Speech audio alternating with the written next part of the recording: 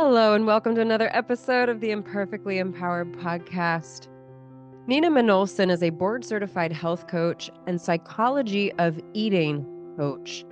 She is a provider for women over 40 who have tried other diets and approaches to end the war with their body and food to create body peace. Welcome, mind, body, eating coach, Nina Manolson. Nina looks amazing. There's so much color for those of you listening and not watching.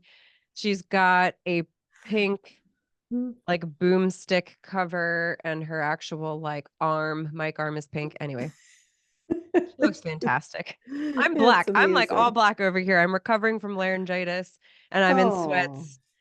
I'm going with a no makeup look. Here we are. there we go. Here we are. And it's lovely to be Um, with you. It's so lovely to have you here. I really enjoy what you do. I always say that I get excited when I see people in the health and fitness space that have really niched down to a very specific struggle. Mm. And it's powerful because then you really become an expert in the one thing. And, in your case, that one thing is relevant to many, Yeah. especially women with this concept of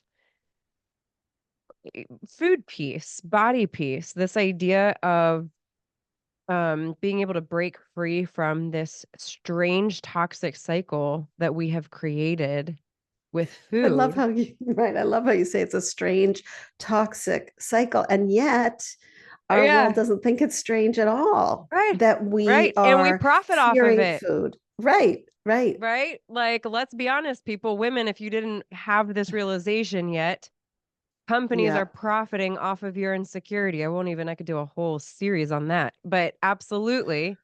They are profiting on our insecurity and feeling like somehow we're not enough. So I would love, absolutely. before we dive into that, I would love to hear a little bit about how you got to where you are, which is so specific with helping women overcome that toxic relationship with food and their body. Yeah, yeah.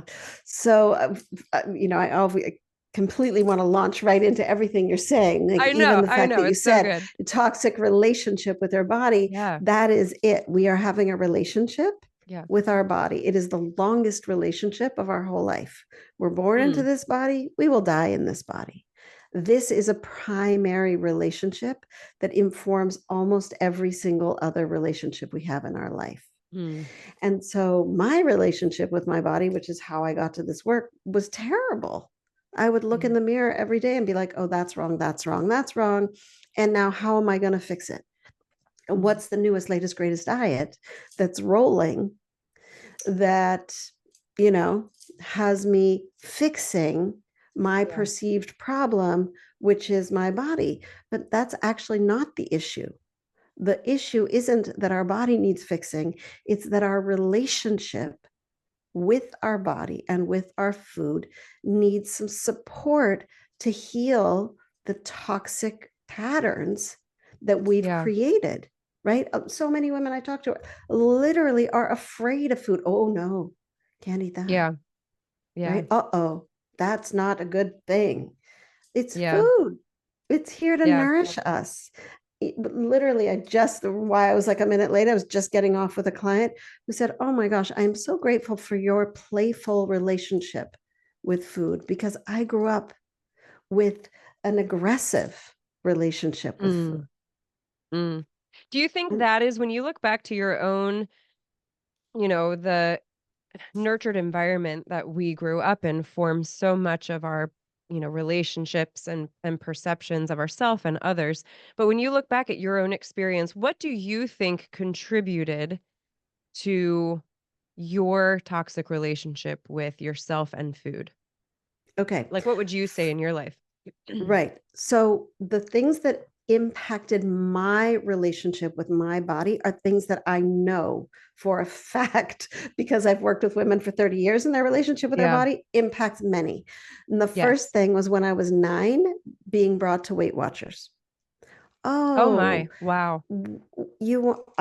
as my mom with best intentions, Weight Watchers had Yes. just started. This is the newest Yes. thing to make us healthy. Let's do this together, Mm, like a mom and kid bonding thing.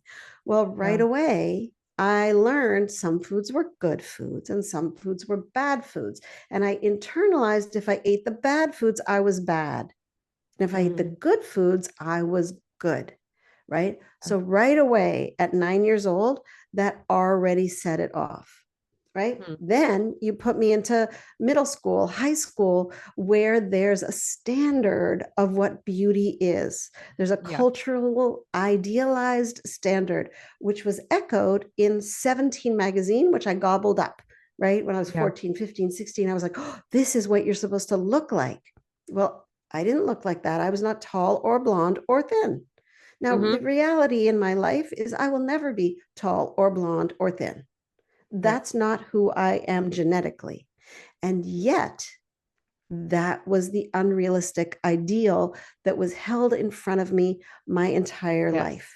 And so they profited, you guys. It's a whole marketing scheme. And this is not to be like one of those doomsday, conspiracy theorists, but this is reality. The industry profits on us and we keep feeding it. We are sabotaging ourselves. So I'm going to throw that out there. So what you're saying is so important, Ahna, because what you're saying is we are encouraged to feel badly about ourselves because then the commercial beauty industry, the anti-aging industry, the diet industry can swoop in and say, I got the fix for you. Just buy this thing and you will be all better. Right? The diet industry is a 72 billion with a B, $72 billion industry that is aimed at us feeling like we're not good enough in our body. And if we buy this book, supplement, new diet, new program, we will, ta-da, suddenly all things will be better. It's the promise, right? If you change your body, then you will have the beauty, the social currency, the better job, and you will win at life. Yeah. Ouch. Yeah. Well, and what you're saying is so relevant, I think, no matter what age you are. This concept of societal standards, they change over seasons. I think I'm sure you've seen that, like some of the um the concepts have changed over the years. I mean, when I was growing up, it was very much the like just stick thin. So I'm 37. So for me in high school, it was the stick thin, super low cut jeans where somehow you could bend over and not have any fat roll over your jeans. Like what? I mean, I have never been overweight, and yet I have never been able to rock low cut jeans. I'm like a box. I am not built for low cut jeans. So, but that's changed. Now it's the high rise jeans. And so there are things that change, but the concept, what you're saying, I think is something we underestimate as women, how much money is profited via social marketing. And now with social media, it's worse than ever to an image of a best life scenario. And it is often focused on our appearance. Absolutely. And so it's really important for us to look at what am I buying into? What am I buying and what am I buying into? Right? What am I believing in this moment that my body is not good enough? So for me in my life, I bought into it, right? I am not thin enough. There wasn't much I could do about my height, but okay. So, but I could try to be really, really thin. And so I bought into a gazillion diets over the centuries of, like every single decade coming out with 5, 10, 20, 30 new big diets and trying them all to the point where I literally was like, wow, I am bored with my own thoughts. Because my thought was, I shouldn't have eaten that. What diet am I going to start tomorrow? Oh my gosh, I was really bad today. Maybe I should start again tomorrow morning. No, I really blew it already for the week. Let me just eat whatever I want. I'll start again on Monday. Yes. Right?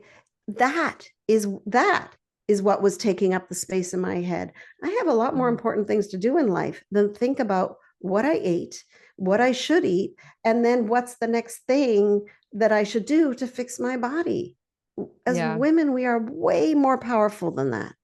And so that conversation in my head really brought me into doing this work. And initially, my work was working with women as a body worker, as a massage therapist. And so every day, Mm, mm, my hands were on women, hearing their body stories, hearing the trauma, hearing how they felt about their bodies, supporting them and feeling safe enough to relax a little bit. mm. So much so that I had a wonderful supervisor who said, I said, I feel like I'm doing therapy with people. And she said, Yeah. you are, because she, Yeah. and so then I went back and got a master's in counseling psychology, became a therapist. But Mm, I was still struggling with food and body. So I was like, you know what? yeah. I'm going to get this once and for all. I'm going to study nutrition and then I'm going to know how to do it right. Well, Yeah. that wasn't it either. And so what I realized that it was a confluence of so many factors: how we feel in our body, our ability to listen into our body, how we feel about what the messages were that we got about our body, how we feel about Mm, our mother, how we feel about other women, right? The whole psychological and belief piece, as well as what works for my body, not what's the nutritional superfood of the moment, but what do I know about my own biology? And so when I'm working in all of those arenas and diving into the psychology of eating and intuitive eating and body trust work, I've created this whole body of work that I call body peace, because it's not about like, and now I will love my body forever, because I'm about to be 60 and my body has changed over the years, and all bodies change. And so it's not about like, and now I have the perfect body and it's going to stay forever. It yeah. will change, guaranteed. If you are alive, your body is changing by the moment. Yeah. And women more than most understand that because it changes every month. Yeah. Yeah. So to be in this relationship with our body is where it's at, and to learn how to have a relationship where we're listening, where we're Mhm. respectful, where we're supportive to ourselves, that's a whole new relationship. And it's often when I'm sitting like on a plane and someone goes, so Nina, what do you do? If I say I'm a body peace coach, that sort of goes right over their head. So I say I'm a therapist and I work with women and their relationship with their body, a little like couples counseling, except instead of someone and their partner, it's a woman and her own body, because Mm. that's where the healing work has to happen in the relationship. Ladies, would you love to start your day feeling calm and confident with a morning routine that didn't sacrifice your sleep? Introducing Early Morning Habit, the virtual holistic health program helping busy women revitalize faith and fitness with a morning routine that starts each day with God's Word and a workout. Before. I always felt like I was waking up behind. Now when I wake up in the morning, I feel better equipped. The chaos after early morning habit, I would say peace. Fearful, I now wake up every day hopeful. From pressure to freedom. Tired, more energy. Frantic to prepared. Wasted to maximized. Overwhelmed to more collected. I really have, can I say, become a morning person? Here's the best part. Every day you rise for yourself, you help a child wake up to the hope of a forever family through our adoption fundraising program. Visit www.earlymorninghabit.com and start rising today. I love that. I love that. Well, before we dive into Nina's expert advice on how to make peace with your body and food, she didn't know she was signing up for this. We're going to play a little round of Would You Rather. We're going to get to know Nina a little bit better here. And I mean, why not start with food? Let's do that. Would you rather candy or baked goods for your sweet treat? Oh, baked goods. I'm a big baked goods person. I grew Preach. up in Montreal.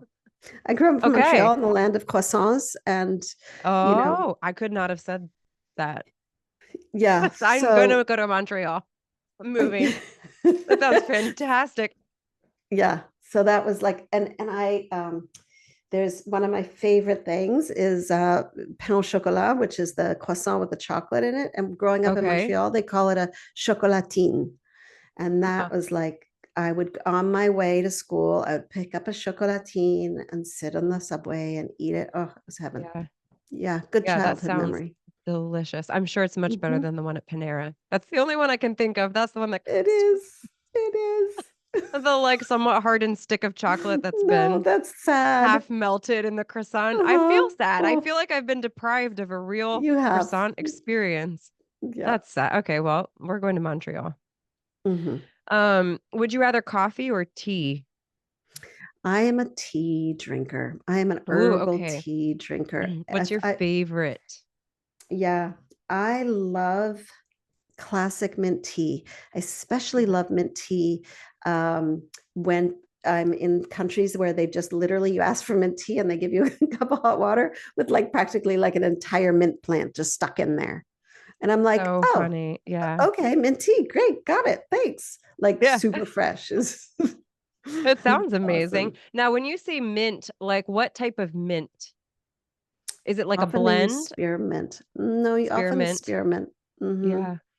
In a Yeah. bag, if I get it in a bag, I'll often get like a good mint blend, like Yeah. Puka teas. Puka herbal teas has a nice Okay. like mint blend, which I Mm, love. They have high quality tea bags. yeah. But if you're out and you're in that kind of space where they're just going to take a mint plant and stick all the mint leaves into Yes. your cup, often Yes. it's spearmint. Interesting. Which is not happening a whole lot, at least not in my area. No, I would love to go it's somewhere where lovely. when my husband and I went to Hawaii, we just remember being like, okay, like we're not in Kansas anymore. Even though it's America, it was like a whole different culture. Hmm. Because we were like ordering papaya and the one morning they didn't have it and they were like, it's not ripe yet. The tree isn't ripe Yeah. yet in the back. And we were like, okay, that is That's from farm to table fast. I was gonna say farm to table, yeah, tree to table in this case. Yeah, Love that. exactly.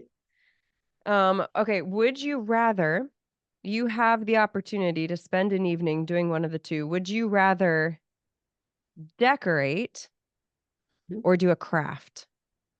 Decorate. Decorate. Like Do you have a that's a favorite fast season? answer. I am She not was a like, crafty decorate. person. Should I'm have seen like, her eyes. She absolutely was like, decorate. decorate. I'm absolutely I mean, look decorate. at her setup. Why did I even ask that? She's got like the cutest decorated setup ever. I am not crafty. And yet, Yeah. as a kid, what I would do is like when I couldn't sleep, I would move my whole room around. I would Oh, like move my bed fascinating. and move my dresser, and my mom would come Yeah. by in the morning, like it's like a 10-year-old, 12-year-old. I like push Yeah. everything. And she'd come in and she'd be like, decorating last night? And I was like, and I come by it naturally. So my mom is very much alive. She's 92 years old, and we still Wow. joke that her home has Yeah. pictures that are just sitting against the wall, not hung up. But it's Yeah. because she's forever moving them around to just create the exact vibe that she wants Yeah. at that particular time of year It's almost or like a stress whatever. reliever or something. Mhm, It's like a it subconscious. You're is. probably like shifting things in your mind as you're shifting pieces in your room. Yeah. Absolutely. That's Absolutely. hilarious. It I love is. that. It is. Okay, last question. Would you rather camp in the Mhm. woods or go to a house on the beach? Ooh. Hmm. I'm going to say house on the beach. I do like camping. I do like Yeah. camping, and it doesn't have to be glamping, although that's a very nice thing. Yes. But the reason why the house on the beach is I am a swimmer, like a Okay. serious swimmer. And so Yeah. to be on a beach for me, whether it's a pond or an ocean, but to be by water, just it's that to me is my most core nervous system. That's how I care for my Regulation. nervous system. Yeah, Regulation is interesting. water and swimming. And so I'll Hmm. often just be like, okay, let's get in the pond, let's get in the ocean. I'll get in a pool too, but Hmm. house on the Nature, beach, yeah. I'm in. I love that. Man, I wish I was a swimmer. I remember training for a mini triathlon after college. I was very fit. I ran track in college. And I got in the pool with my like cheap Walmart goggles.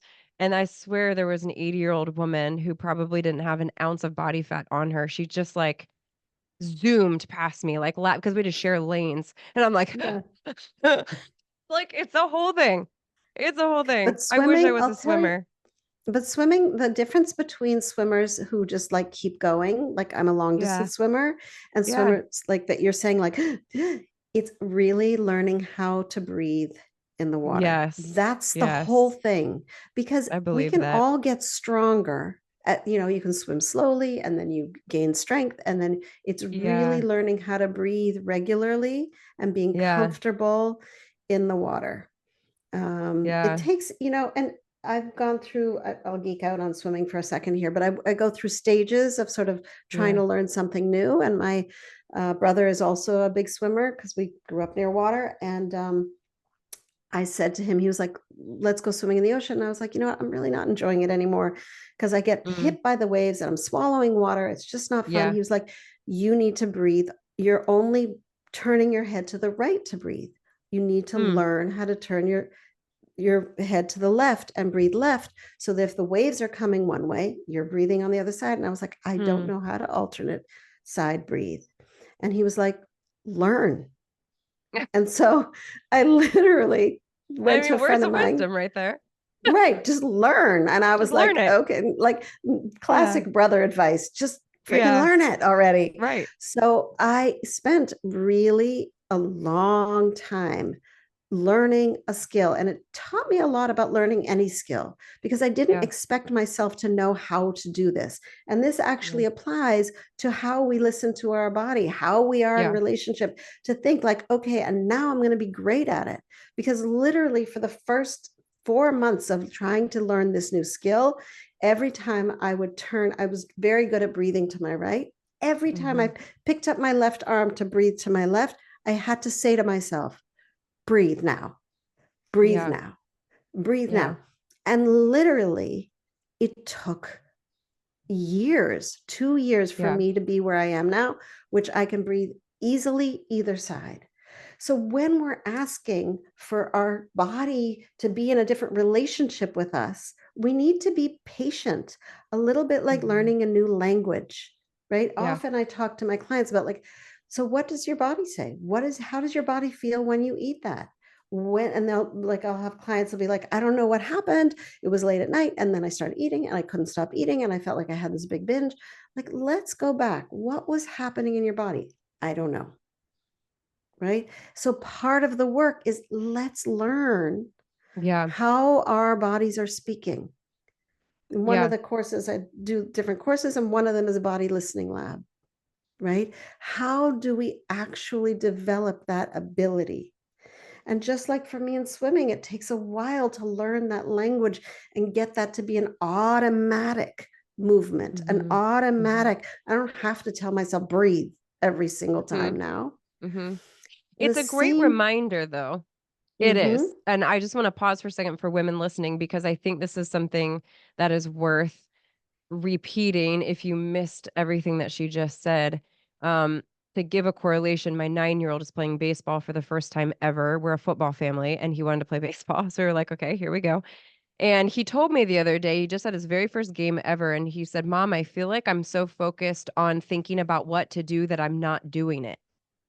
And I was like, well, there's my crazy intelligent 9-year-old son. Oh my gosh. But it was so poignant because what you're saying, and then my husband, who was a football coach for 10 years, I repeated this to my husband. And, he said, Caleb, like, just so you know, this is precisely the trajectory to success because you're normal. You have to think about the thing that you're going to do. And so you keep telling yourself, hit the ball, run to first base, hit the ball, run to first base. And before you know it, you're not even thinking about first base anymore. Now you're like, second base, hit the ball, second base. And so what you're saying is exactly right. And I think where we get lost sometimes with any new habit, but especially when it's so tied into our sense of self-worth and how we feel about ourselves, like what you are doing, is remembering that, like, you don't start baseball by hitting the ball and instantly thinking home run. The first thing is first base. So like we have to be able to break it down, which is what you do so well when you look at your website and all the courses you offer, is like, this is basic. You have to start thinking about what you feel and believe about your body when you're binge eating. Yeah. And so anyway, it was I love that transition. It was great. No, I love that example. But the other thing that's powerful about the example is your son didn't say, okay, don't, drop the bat. Don't, look down when I run. No, hit the ball, run to first base, right? Those are Yeah. additive phrases.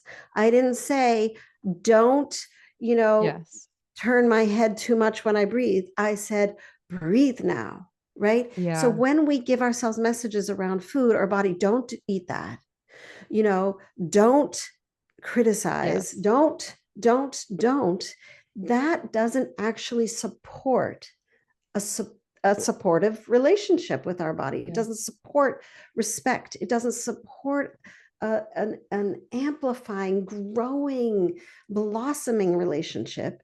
It creates more restriction and tightness. We want to feel spacious. We want to feel light. We want to feel expansive in life because that lets us be energized and do the things that we are here to do. So if Yeah. we're in this place of don't do that, don't do this, right?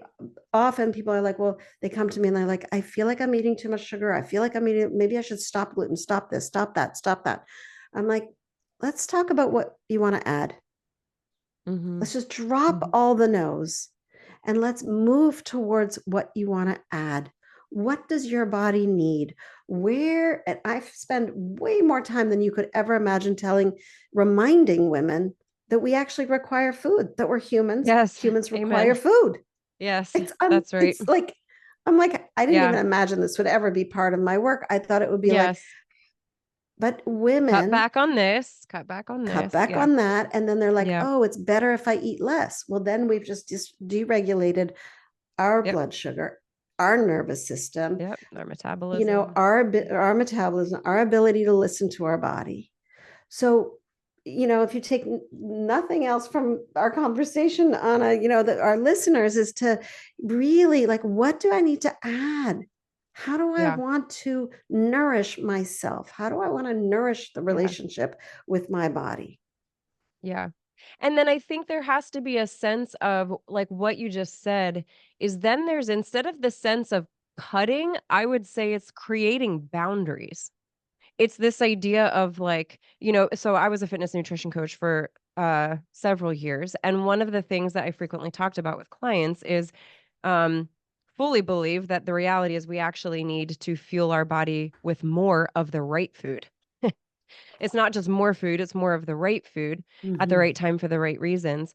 But then the danger is that what we're not doing is then creating the boundaries for ourselves, recognizing, and this comes with the body work that you're talking about, the awareness of what is sucking me into not just in life and what I'm feeling, but sometimes we have to create those boundaries initially to help support the right choices. So it's like, yes, you need to eat more of the right thing. Let's add that.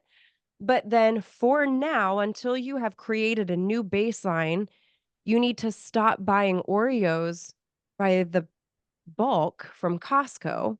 Create some space for yourself to indulge without giving yourself the drug of choice and the access to it. Like, how do you encourage your clients to create boundaries with physical awareness of how they're feeling and how then they're responding? Yeah. Or don't, So or it gets don't you? tricky. It gets Yeah. tricky from around. I hear what you're saying about boundaries. What Yes. I find for women is if they say don't buy the Oreos, then the Oreos become bigger than they are as Yes. just cookies. Yes. Like I see what you're they saying. start to be Yes. very like a valuable, like and feared. Yeah. If we give Yeah. ourselves that full permission to eat, okay, I can have Oreos, then do I want the Oreo? Is the Oreo tasty? Am I even awake Yeah. at the plate while I'm eating the Oreo? Like, let's Yeah. actually have a relationship with Oreos.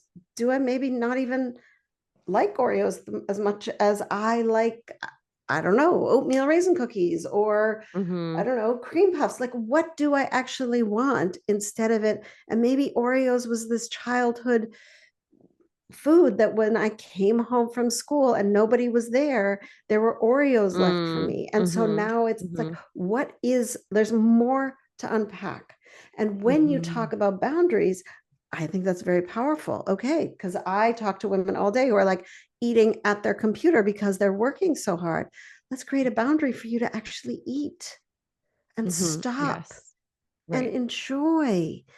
And honor yourself, right? Because sometimes the Oreos, great, I have Costco size bag of Oreos because I'm not even stopping to cook myself anything. And you know what? This will just keep me rolling all day long. So let's unpack what the Oreos are. What's your relationship with the Oreos?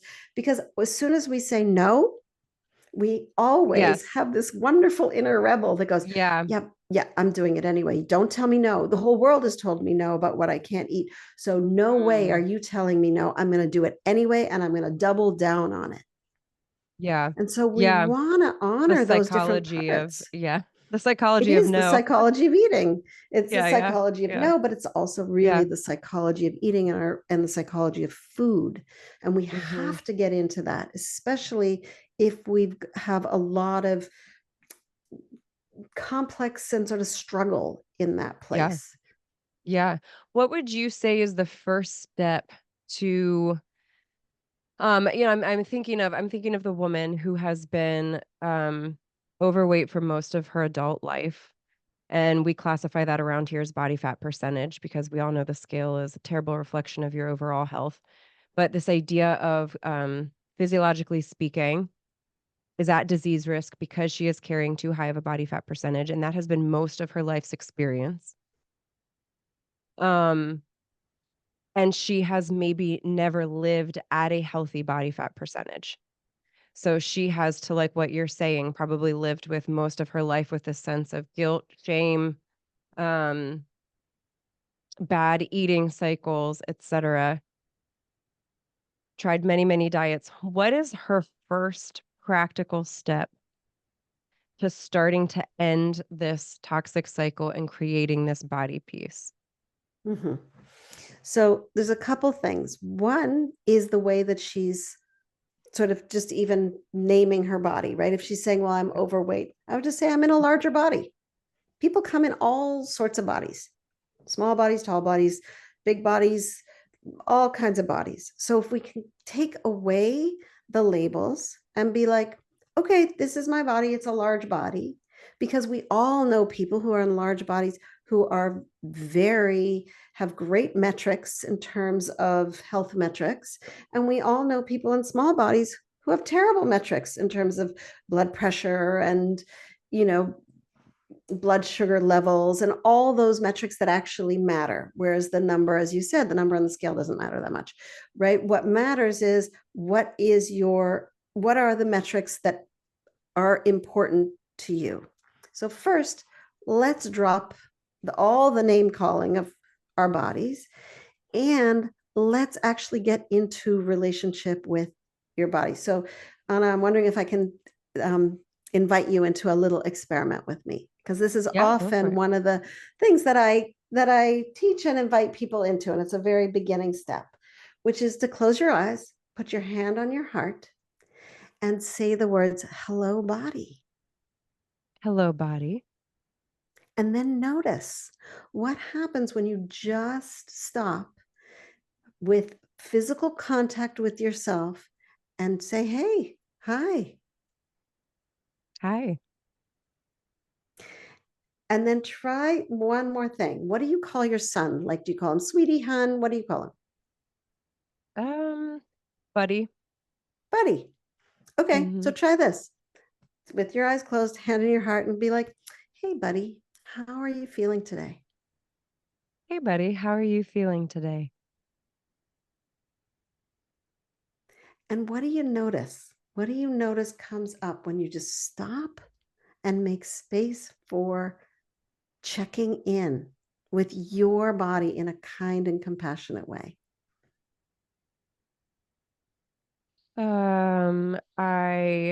I'm smiling because I'm thinking of my son.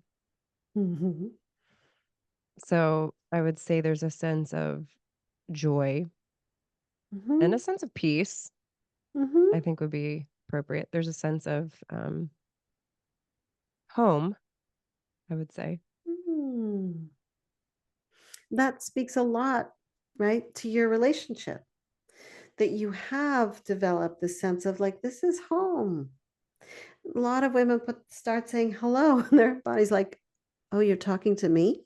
And then we have to go from there. And some people are like, your body is like, oh my gosh, Oh, you're talking to me. Yay. And then when we talk to our body with that endearment, hey, honey, hey, love, hey, buddy, it's like, oh, we're on the same team. We are allies. We are not at a war. We are not in an aggressive relationship. We are not at odds. We're together on this. Mm-hmm. And that's where we want to start, because it's the beginning of any relationship, right? I jumped on to talk to you. Hi. We say hello. We make contact. Mm-hmm. And most of our lives as women, we are taught to not make contact, to ignore, to run over all the sensations. I'm not tired. I got coffee. I'm not tired. I got chocolate. Yeah. I'm not unhappy. I got more chocolate. I'm not I don't have wrinkles. I have Botox. Right. I'm not, You name it. I'm not anything. I got something, Mhm. I'm not hungry. I got a energy bar. Yeah. Yeah. So we want to engage. We want to have that hello. And then we want to create a conversation such that we're really responding to this one wise teacher that we get, which is our body. What would you say is the most common when women they start working with you and they are pausing? I think that's one of the greatest secrets to what I'm seeing that you're doing with women, especially in this hustle culture and the busyness that rules so much of our lives. I think the space that I'm seeing that you're creating for women is a sense of pressing pause and Yeah. being present and aware of their body.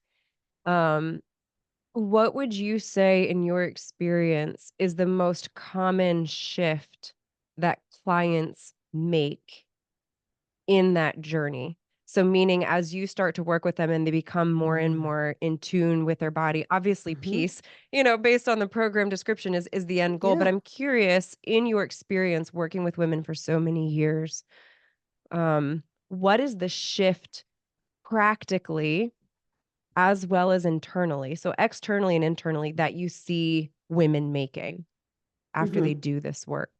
So Yeah. internally and then practically with food. How are they actually carrying out this newfound relationship? So what happens when women start to be in this conversation with their body? What develops is a compassionate relationship versus the bullying relationship that most of us have. Right? There was a client I talked to once. We were starting to get into this work, and she said, "Oh my gosh, I realize I've been in an abusive relationship with my body my whole life." And she said, "I wouldn't tolerate this from anyone else. The things I call myself, the situations that I put myself in, the what I expect of myself." She said, "It's abusive and toxic." And she said, "Wow, like I feel like I missed this day at school about how to actually be kind and caring and supportive of myself." And I was like, "No, you didn't miss the day of school. It never was taught. We were not taught that. We were taught the antithesis. We were taught to be aggressive." So one of the first things that happen is women start to have a kind and caring, supportive, nourishing, responsive relationship with their body. And then from that place, self-care gets activated in a way that doesn't feel like, "Oh, I really should go to the gym. I really should eat this. It comes from a place of, this is somebody I care about. Of course I'm going to treat them well. Of course I'm going to stop and go for a swim or go for a walk because it's beautiful outside, or stop for lunch because I deserve to stop and eat." Self-care goes out of the should category. It comes off of the to-do list. It comes into, yes, hello, human being on this planet. And as a human being on this planet, I am going to support myself. Love the correlation that you just made between the idea of when there's a critical mindset there's not a compassionate one. And when you change that then to compassion, it's an abundance mentality is what I'm hearing. It's like instead of this sense of when there's self-criticism, it's like there's a lack, and then it's almost a response that anything to fill that is like heavy and burdensome, as opposed to when there's self-compassion, then it's an abundance. In a sense, it's a sense of like, yes, I'm going to do this. I get to do this. Right. And you can absolutely see it through that lens of abundance. Kristen Neff, who's a self-compassion researcher, who's done a lot of the this powerful work in the last 15 years, she talks about the correlation between self-compassion and self-care. Because it doesn't come from I am broken and so I need to be fixed. It comes from a place of I'm a human and humans deserve to eat. They deserve to rest. They deserve sleep. They deserve daylight. Like these are things that humans need. If we were a plant, we would, if we had a plant, we would put them in the sun and give them water. Same for us, because we look at the plant and we go, oh, lovely plant. Aren't you awesome? Yeah. We want you to shine and grow.